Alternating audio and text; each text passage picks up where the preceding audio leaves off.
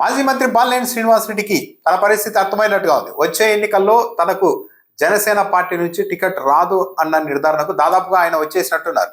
దాంతో జనసేన పార్టీని ధిక్కరించేందుకైనా సిద్ధమని బాలినేని శ్రీనివాసరెడ్డి పరోక్షంగా ఇప్పుడే సంకేతాలు ఇస్తూ ఉన్నారు. ఒంగోలులో మాట్లాడిన బాలినేని శ్రీనివాసరెడ్డి వచ్చే ఎన్నికల్లో తాను ఒంగోలు అసెంబ్లీ స్థానం నుంచే పోటీ చేస్తానని చెప్పారు.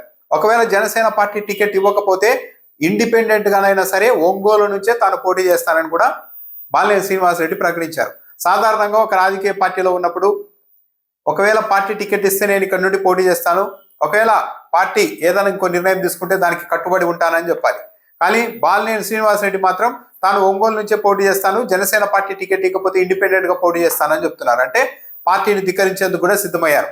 టికెట్ ఇస్తే సరే లేకుంటే ఇండిపెండెంట్ గా, అంటే జనసేన పార్టీ లైన్లు ధిక్కరించైనా సరే ఇండిపెండెంట్ గా పోటీ చేసేందుకైనా సిద్ధమని ఆయన ప్రత్యక్షంగానే నేరుగానే చెప్తూ ఉన్నారు. అయితే బాలినేని శ్రీనివాసరెడ్డి ఎందుకు ఇంత త్వరగా ఇలాంటి నిర్ణయం తీసుకున్నారు అన్న దానిపైన కూడా చర్చ నడుస్తోంది.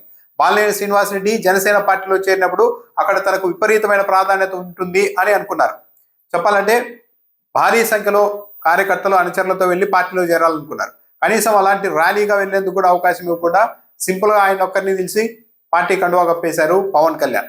ఆ తర్వాత తెలుగుదేశం పార్టీలో అక్కడ స్థానిక ఎమ్మెల్యేగా ఉన్న దామచర్ల జనార్దన్ నుంచి పదే అవమానాలు ఎదురవుతూనే ఉన్నాయి.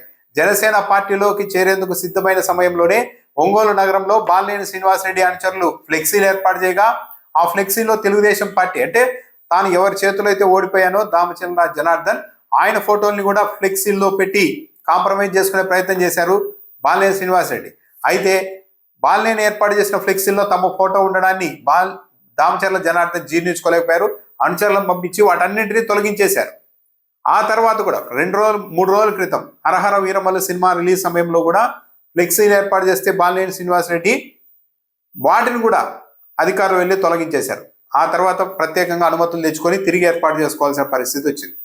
ఈయన జనసేన పార్టీలో చేరే సమయంలోనే దామచర్ల జనార్దన్ కొన్ని కీలకమైన వ్యాఖ్యలు కూడా చేశారు. 5 ఏళ్ల పాటు వైసీపీలో ఉంటూ వైసీపీని కూడా బాలినేని శ్రీనివాసరెడ్డి నాశనం చేశారు. తెలుగుదేశం పార్టీ జనసేన పార్టీ కార్యకర్తల్ని కేసులు పెట్టి వేధించారు. అలాంటి వ్యక్తి ఇప్పుడు కూటమిలోని ఒక పార్టీలోనికి వస్తున్నారు, జనసేనలోనికి. కానీ మేము వదిలిపెట్టే ప్రసక్తే లేదు. బాలినేని శ్రీనివాసరెడ్డిని వదిలిపెట్టాం, వాళ్ళ అవినీతి అక్రమాలు అన్నీ తేలుస్తాం. పవన్ కళ్యాణ్ అండ ఉంటుందని బాలినేని శ్రీనివాసరెడ్డి అనుకుంటున్నారేమో, కానీ పవన్ కళ్యాణ్ కూడా బాలినేని శ్రీనివాసరెడ్డిని కాపాడలేరు. మేము కార్యకర్తల్ని ఇబ్బంది పెట్టిన వాళ్ళని మేము వదిలిపెట్టే ప్రసక్తే లేదు, పవన్ కళ్యాణ్ చెప్పినా ఎవరు చెప్పినా అని కూడా దామచర్ల జనార్దన్ చాలా డైరెక్ట్ గానే చెప్పారు. కానీ అటువైపు నుండి బాలినేని శ్రీనివాసరెడ్డికి ఎలాంటి రక్షణ రాలేదు. ఈ నేపథ్యంలోనే ఇక్కడ ఉన్నా కూడా పెద్ద ఉపయోగం లేదు. వచ్చే ఎన్నికల్లో కూడా మళ్ళీ ఇక్కడ జనసేన పార్టీకి టికెట్ కేటాయించే పరిస్థితి లేదు. పైగా ప్రతి చోట జనసేన పార్టీ అధ్యక్షుడు కాంప్రమైజ్ అవుతున్నారు. తెలుగుదేశం పార్టీ నాయకుల ప్రయోజనాలకే పెద్దపీట వేస్తూ ఉన్నారు. తన పార్టీ వాళ్ళని కాపాడుకునే ప్రయత్నం ఎక్కడా చేయడం లేదు. ఇవన్నీ చూసిన తర్వాత వచ్చే ఎన్నికల్లో దామచర్ల జనార్దన్ని కాదని జనసేన పార్టీకి ఒంగోలు టికెట్ కేటాయించే పరిస్థితి లేదు అన్న నిర్ధారణకు బాలినేని శ్రీనివాసరెడ్డి వచ్చినట్టుగా ఉన్నారు.